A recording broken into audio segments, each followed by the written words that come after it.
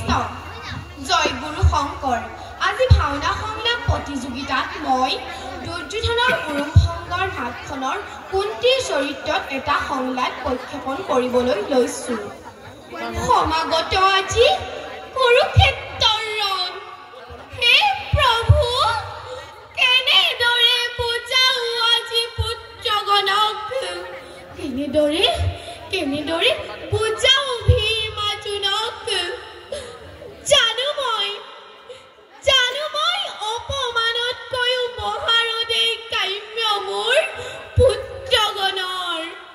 কিন্তু